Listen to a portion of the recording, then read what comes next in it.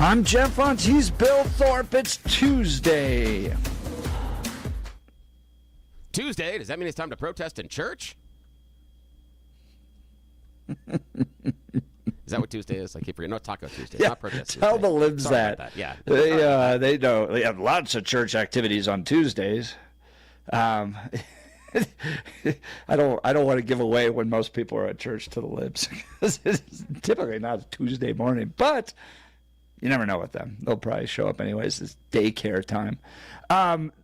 Governor Polis responding to a conversation we had with some DEA agents the other day. We'll get into this and more this hour. Is it confusing? Is this mishmash of who you can work with in Colorado law, right? If you're a local city cop who stumbles upon an illegal cartel, illegal alien cartel, well, you are literally by law prevented from working with ICE, but does that also mean you can't work with DEA? And this is part of the gaps that have been created in Colorado law with these sanctuary state policies. The DEA talking about that on our show, Governor Polis responding to this. We'll get into this hour and would love to hear from you. By the way, text messages super hot today. You guys are awesome. If you want to join the text message conversation, it's 720-819-5115. If you want to use your voice, give us a call. Have a conversation with us at 303-696-1971. Now is time for the news. Blake Olson. Blake Olson, news and comment. Good Tuesday morning, 32 and sunny in Denver, expecting a high of 52 today. News sponsored by Pastor Camp Heating and Air Conditioning at 303-777-1234 to learn more about special savings opportunities on Lennox equipment. Our top story, the Supreme Court is still yet to rule on the legality of DJT's global tariffs. The justices heard the case in early November, of course, and released opinions this morning without a ruling on tariffs. The court's decision could have massive implications. Let's put it this way. It's going to be a very interesting Davos. 47 in Switzerland today for the World Economic Forum in Davos, with the fate of Greenland looming large. DJT said acquiring the Danish territory is a matter of security. NATO has been warning Denmark for about 20 years now, longer than that, 25 years. They've been warning Denmark about the Russian threat. And it's not only Russia, it's also China. His push to acquire Greenland has sparked unprecedented concern among NATO so-called allies, and DJT is in Davos to fight for the U.S. and the administration, hoping this will be a promising week. Tina Peters has been moved to another housing unit, if you haven't heard yet, after she was involved in an incident Sunday at La Vista Correctional Facility. The former Mesa County clerk says she was attacked in a closet by another inmate and was trying to defend herself. You can see the video on Jeff Hunt's X account, and that's what it looks like was happening on the security camera video. Peters was moved to another housing unit while the investigation continues, and Tina's not messing around. Looked like she was trying to definitely defend herself and warning the woman not to mess with her. Well, again, he's appointed. He's not elected by the people. So he's doing, in my opinion, he is doing what is expected of him by his mayor, by his city council, by his city manager. Douglas County Sheriff Darren Weekly speaking out against all the craziness in Minneapolis, in Minnesota cold. The police chief there just losing it and losing all control, and Weekly speaking out against him, allowing all hell to break loose as the left destroys the safety of the people in their city. Weekly was on with Jeff and Billy this morning. He's doing such a horrible job that the federal government may have to come in and restore order to his city. Now, I understand that chief of police can't be, immigration enforcement. But at what point do you stand in the way from property damage and people getting hurt in your city? At what point do you get in, stand in the gap to protect your community? That's what he's failing to doing, and it seems like he's telling his officers to stand down. This garbage spreads, as we know, so thankfully we have great men like Weekly out there in this state. Broncos right tackle Mike McGlinchey says he has confidence in Jarrett Stidham. Stiddy has to be steady this weekend in the AFC Championship at Mile High against the Patriots without Bo Nix at the helm. He's been absorbing everything that we've been doing. He's been ready for his opportunity whenever that may come. He stays in his routine every single day for 3 years straight, not knowing when that opportunity is going to come around. And I know that our team and our staff and everybody has the utmost confidence in Jarrett to play well and lead our team forward. The game plan's in, and the practice on the field continues tomorrow. National championship game last night. Wow, what an amazing game. Undefeated Indiana leading 17-14 in the fourth. 4th and 5 from the 13. They go for it. A big-time call, and the Heisman Trophy winner, Fernando Mendoza, takes the snap. He's going to take off and run. Mendoza weaves his way first and goal. Diving toward the end zone. Touchdown!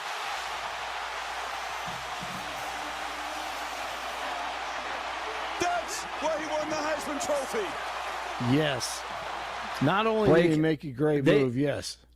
They are, I posted this on my Instagram account. Someone did that in slow motion. Uh-huh. And when you watch that run in slow motion, it is so incredible.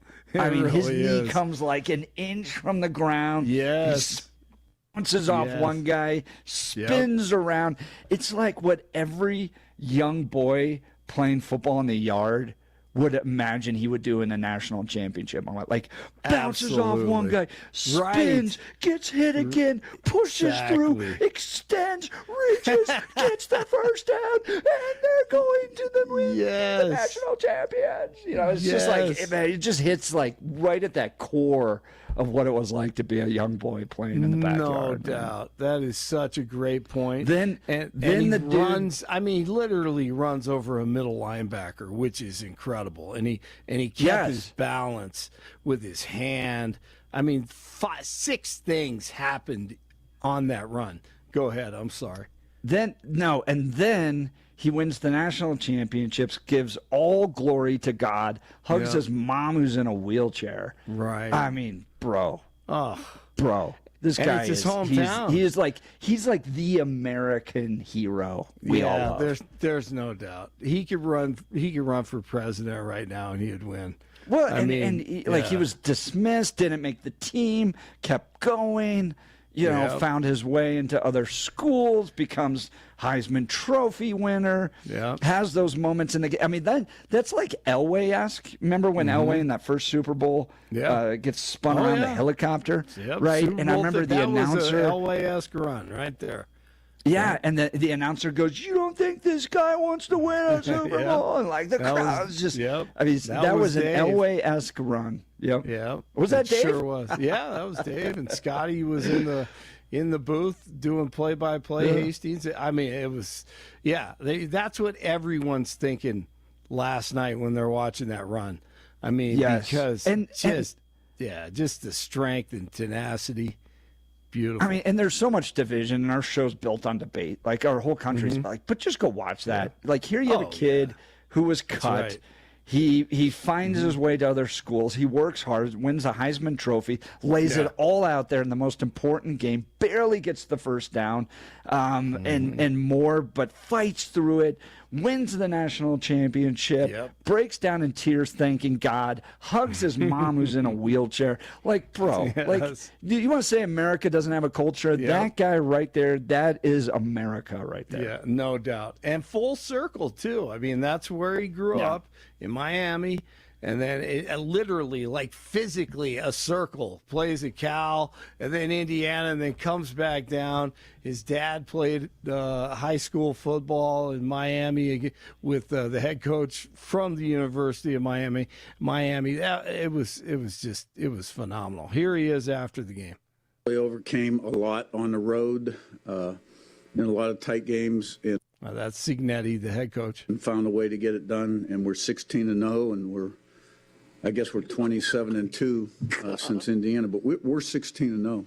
27-2 in the last 2 years, and the worst program in major college football. Unbelievable. Signetti is awesome. I guess the Bills were trying to contact him. They want to interview him. So, God, I hope he doesn't leave college football. I don't think he. Thank God. I hope he's in love with college football so much that he doesn't go to the NFL. Hey, Blake, I want to people. talk to you about his coaching style, because you're a coach. You've been out there. Mm-hmm. I mean, the guy is so serious, right? Like, I only saw a smile once the national championship was in the pocket, once he won it.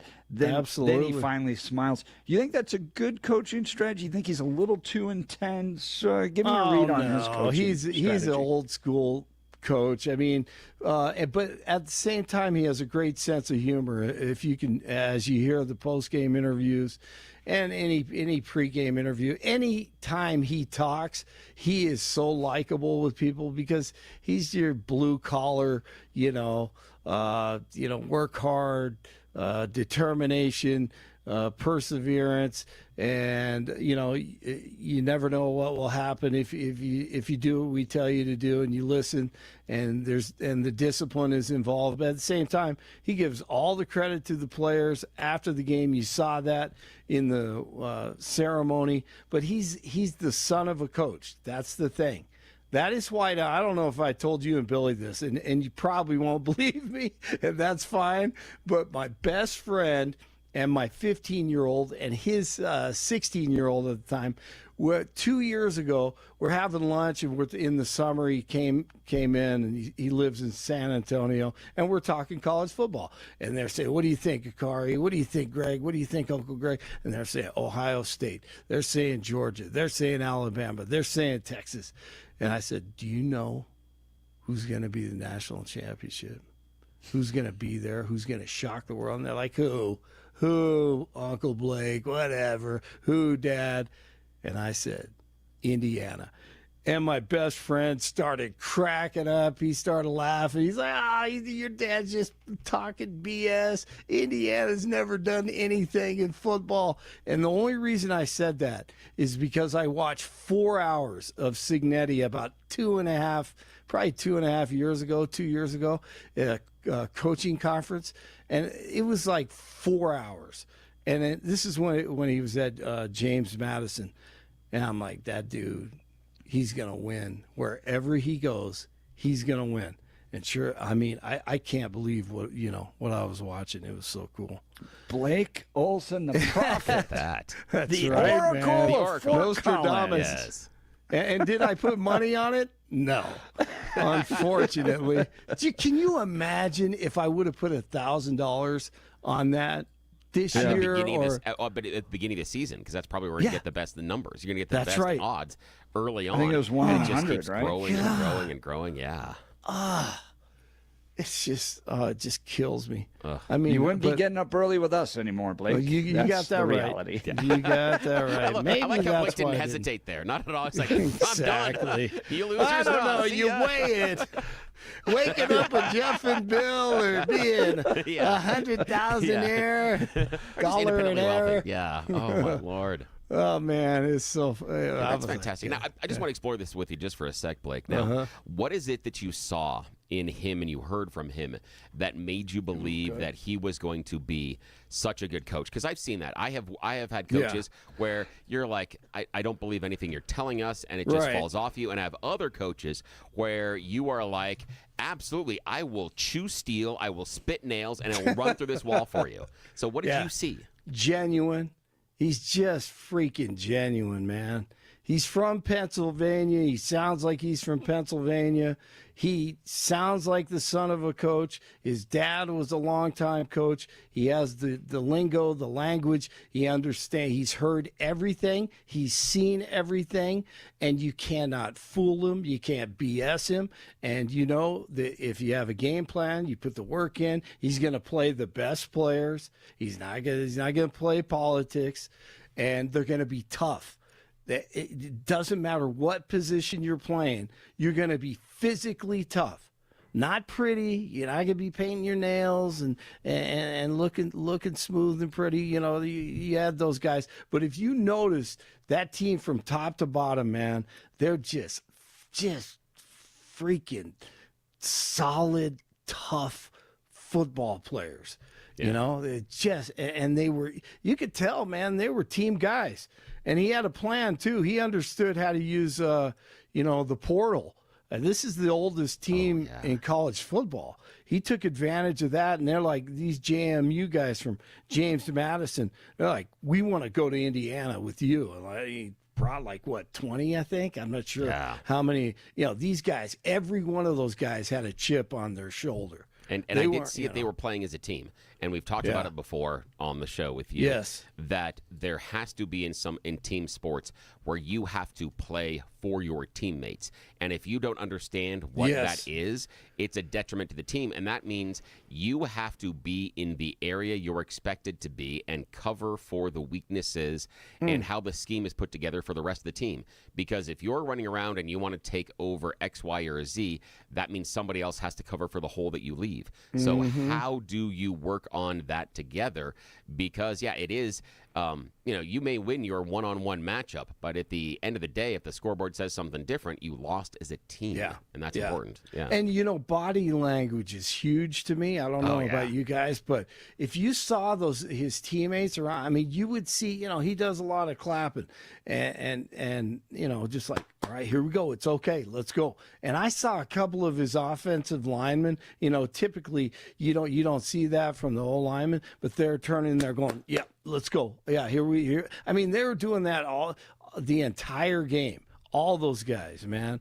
If there's someone misses an assignment or drops the pass, whatever, doesn't execute, it's next play.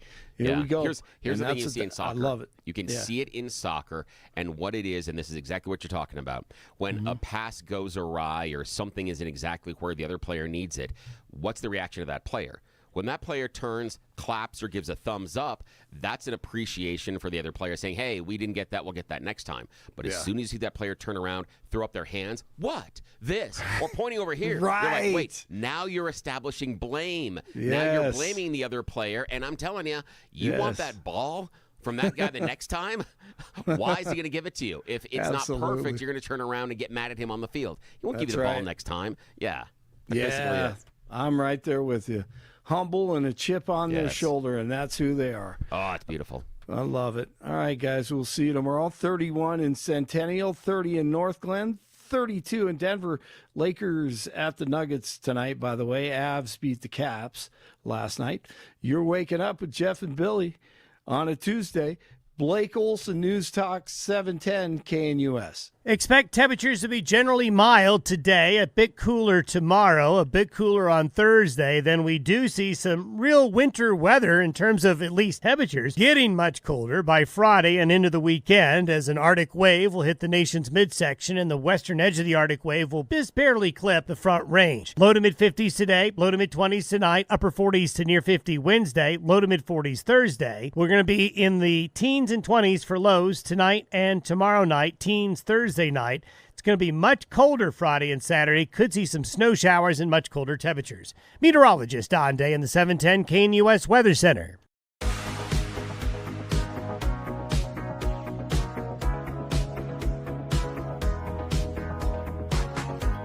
Headline coming from the Denver Gazette. Colorado governor insists local officers can work with DEA agents amid non-cooperation law. What? This is... I thought it was a non-cooperation law. How does... Okay.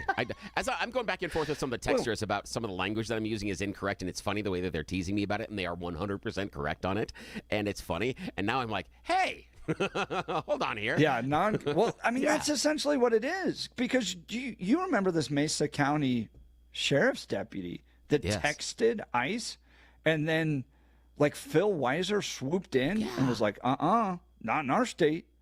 So so this is where it gets complicated. And this happened last week, and Bill, you might have been out that day. So we had David Oleski, Rocky Mountain Region, DEA, like special agent in charge, like the guy who oversees the DEA for the entire region, the Western region. And he was mentioning about how he had made a comment in an interview that was generating all this news, essentially about Colorado's sanctuary laws. And he wasn't opining on the sanctuary laws. He was remarking that the cartels, like when asked why so much drug activity is happening, he goes, the cartels are responding to the fact that they believe this is a sanctuary state. So he's just referring back to the people he's arresting. And he's going, why are you guys coming to Colorado? He's going, well, it's a sanctuary state. It's like when we went down to the apartment complexes. And I asked people who had come here, like, why did they suffer so much coming up here? And they're like, because we believe that the country's open. And we sit here in our, computers and in our offices and think we understand what other people are hearing about America, but sometimes we get it totally wrong. And so Colorado right now, out of all the pills, all the fentanyl pills seized in America, 14% are coming from Colorado. That's more than 1 in 10. More than 10% of all the fentanyl pills in America seized are coming to Colorado. And even I asked, and David Oleski's going, well, it has a lot to do with I-25 and I-70 and stuff. But he's like, when you talk to cartel members, the people running all this, they're going, well, we believe it's a sanctuary state. So you have that aspect, right, of the cartels going, well, Jared Polis may not want to claim it's a sanctuary state, but we think it is. That's why we're sending all of our drugs there. So you have that aspect. But then you also have these non-coordination laws, these non-cooperation laws that are taking place. So imagine you're a law enforcement officer in Colorado right now, right? And you're just out on your beat. I'm walking around. Oh, I see somebody dealing drugs, so I arrest him. Okay. Now, can you notify DEA? Well, yes, you can. But if the person's an illegal immigrant working for a cartel, if you notify ICE, you're going to get investigated by Phil Weiser. You notify DEA, well, that's okay. But what happens if DEA then notifies ICE? But do you see how they've created this web where if you're law enforcement, you're like, I don't know who because if I start notifying people, is Phil Weiser going to show up and sue me civilly? Sue me civilly. That's what happened to that one Mesa County deputy, just because he was on a text message thread with ICE and notified them that this person was an illegal immigrant. So, article out of the Denver Gazette, Governor Jared Polis on Friday insisting, no, local law enforcement officers in Colorado can and should work with federal drug enforcement authorities to go after criminal activity. An official of the DEA earlier said Colorado's sanctuary laws, notably its prohibition against cooperating with federal authorities on illegal immigration matters, have created a chilling effect on law enforcement's ability to pursue drug cartels operating in the state. There's always a matter of making sure local line officers are educated in our laws and that they know that they're able to work with our federal partners on criminal matters, Polis said. Oh, but just some. So it doesn't shock me that there are some line officers somewhere that didn't know they're able to work with law enforcement federally on criminal investigations. But generally, we hope our sheriffs and police chiefs are doing a good job making sure that we can work closely with our federal partners. I'm happy to talk to them. Well, I mean, this is just part of the confusion that exists when you embrace being a sanctuary city, a sanctuary state. Go ahead, Bill. This is also, again, we have talked about this over and over again, and the messaging and PR department coming out of the governor's office, in my opinion, needs a lot of work, because here is another messaging opportunity that is missed, especially if Polis, as we talked about earlier in the show, has hopes to run for a higher office, has designs on maybe being the president. Because if I'm sitting in that messaging and PR room, this is an opportunity for Governor Polis and his office to appear presidential. And let me explain. What Polis's office could have done is come out and say, and again, I'm just doing this in the voice of Polis's office. I'm not going to do any Yoda jokes or things like that. So just letting you know that you're coming out and saying, contrary to current President Trump, we are going to take the appropriate immigration action to focus on the criminal behavior inside of our communities. Our law enforcement is absolutely empowered to connect with DEA and ICE anytime any immigrant with question is involved in criminal behavior like A, B, C, D. And then outline, this is how you use immigration enforcement to root out the criminal elements inside a community without terrorizing it and then say whatever bad things you want to about the Trump administration. That's the messaging here, is Polis could have assumed this and said, hey, if I was president, this is the type of enforcement that I would be looking at doing, and this is what we're doing in Colorado. And you play both sides with, we don't want the public disruption, but we do want to get the criminal element out of it. I'm not saying that's what he's doing, but I'm saying this is a messaging opportunity that, once again, his office screws up. That would have been a great thing to come out and create something that he's probably going to get some pushback from Donald Trump. You throw some rocks at the big guy, and now Trump's reaction to Polis raises his international profile. That's what Polis should have done in this situation. But, Bill, they don't want ICE or federal law enforcement working on these immigration issues. So here's part of the complication, right? Yeah, we saw it with Senate Bill 25276, which basically said if you local law enforcement work with ICE at all, you are going to be personally held accountable in your own personal capacity. And you saw Phil Weiser do that with a Mesa County Sheriff's deputy when he just texted. That's all he did, text ICE to say, hey, ran into a lady that's an illegal immigrant. Oh, hell no. Hell no, said Phil Weiser. Okay? So here's the stupidity in all this. What you often run into with criminals is multiple violations of the law. So you run into an illegal alien drug cartel, you're not just running into people that just happen to violate immigration law and are law-abiding in every other aspect. You are running into people that are feeding fentanyl pills into our communities, and so you have an overlap with the DEA and ICE. But if you passed a law like they did in Colorado, Senate Bill 25276, that says you even text with a federal immigration official, we are going to personally hold you accountable. Well, what are you going to do now?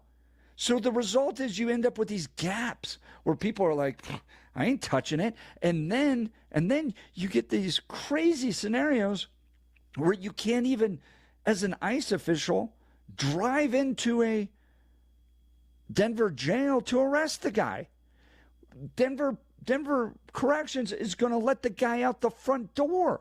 And then it becomes a stupid foot chase through the parking lot to try to grab these guys.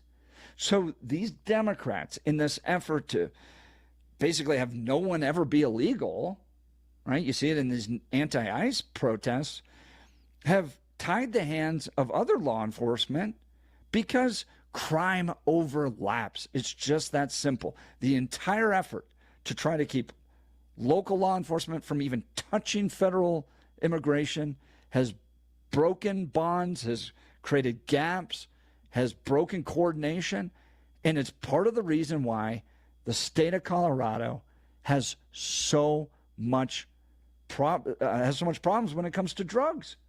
You know, Jeff, because we created the sanctuary. Go ahead, Bill. Yeah, I like what you're saying about that. And, okay, earlier in the show, we were reacting to the new video of Tina Peters and the alleged assault inside of the jail that she was involved in. And with a caller, we were talking about minimum sentences and how minimum sentences make it problematic because it takes away the discretion of the judge to take in the totality of the situation and to think in their mind what could be a fair sentence. And I think, while an imperfect analogy, that's kind of my thing on the show here, I think in many ways this idea of not letting the police ever interact with ICE is the same thing. It holds the same problems with mandatory minimums because everybody listening to the Jeff and Bill show this morning at 9:31 on this Tuesday knows that there are going to be some people inside of that jail that are picked up for immigration violations and something else that absolutely should never be back out on the street, and some that pose a smaller risk. We can all decide what that risk is, but they are not all the same. And part of the problem I believe the Polis administration and many of the Democrats have is the idea of protecting all of them universally, just like you have a problem with mandatory sentences. Because of X, we have to do Y, and they're doing the same thing. Because an individual has been identified as an illegal immigrant, the local law enforcement can't have any contact with ICE. No, I'm sorry, but if they came upon the illegal immigrant and, covered with blood, with several dismembered bodies around them, I don't know, making a phone call. Just saying. It might be a person. So I think that's the idea. Yeah. Make a phone call. Yeah, exactly, man. That's it. Oh, text messages hot on this. I do find it, this is the Lost Jockey, I find it interesting that tobacco and alcohol kill 9 times more Americans annually than fentanyl, and it's legal. I get that alcohol and tobacco won't kill you instantly, but it still amazes that it's 9 times more Americans annually. Lost Jockey, I agree with you entirely. And this is the basis of my argument for the idea that prohibition works. Because when you commercialize something, you incentivize the free market to get as many users as you possibly can, which is what happened with tobacco and alcohol. They just went out there and, they got kids. Uh-oh.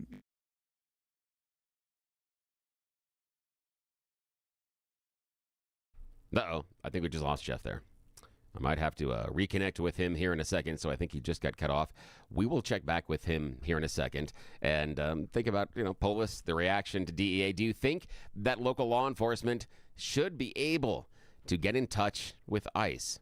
Give us a call, 303-696-1971, 303-696-1971. This is the Jeff and Bill Show. We'll be back right after this on 710 KNUS.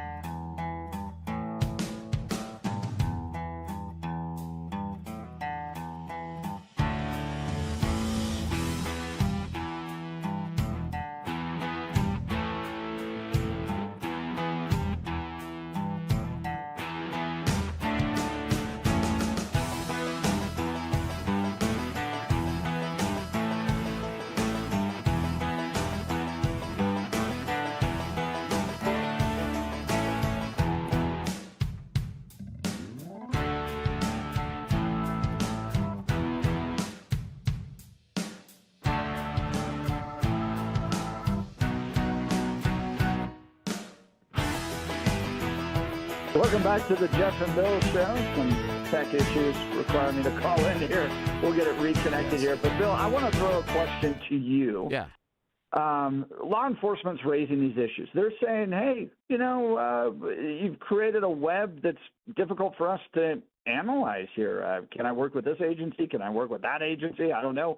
And then they can be held personally liable by the AG and sued in their own personal capacity if they make the wrong text or somebody's on the wrong thread. But in the meantime, Democrats are creating such a situation in Minnesota that I think Democrats nationally are pushing back against ICE so hard.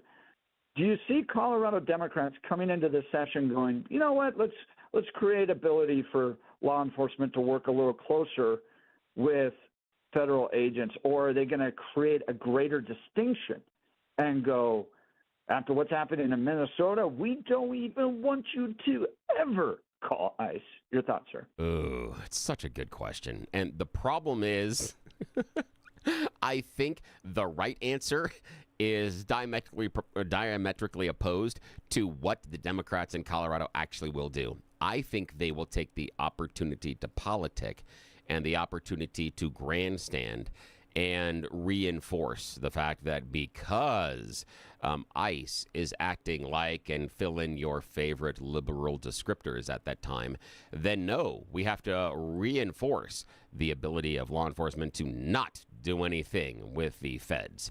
And that, I think, has some unintended consequences down the road. But the smartest thing, as we talked about with Polis, the smartest thing would be for the Democrats to come to the table and say, what Trump is doing is unreasonable, and it's stereotyping a large group of people. And the more effective way to get the criminals out of our society is this. And there could be an easy outline with visual aids of here are the times in which the local police officers should and need to call ICE. When the perpetrator is doing 1, 2, 3, 4. Those are the times in which we need to make sure. And then what the Democrats would be doing is showing, and again, we can agree or disagree on this, and everybody in the audience can have a different opinion. You're at least giving an appearance of caring about the community and law and order.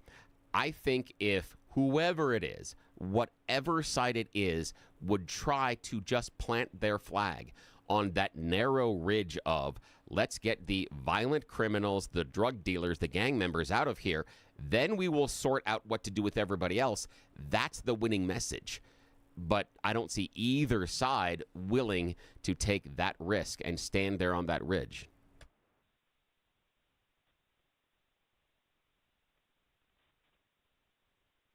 Now I may have lost Jeff again. Hey, there you are. Are you on the? Hey, you're on the Comrex. Look at that. Am I on? Yes, all right, you are. We're good. Because I lost you. Yeah, okay. I was just talking to myself, and I'm sitting there going, "This is what it feels like when I'm at home and all the kids are gone." And I'm just talking to myself. The dog's like, We're "You're back. weird." The technology. Yeah, works. that's fantastic. Well, a lot of the law enforcement folks that I'm hearing from aren't trying to take political sides. They're just trying to do their job, and they don't like the gaps. And by definition, criminals aren't going to abide by this particular lane or that particular lane. Yeah. They're going to break it. And so to create these gaps, which Democrats have in Colorado, with these laws that say you can work in this situation, you can't work in that situation, it's just too messy. We want our communities safe. We want to empower law enforcement to go create and keep our communities safe. I don't want Gestapos kicking in doors, but that's not what's happening.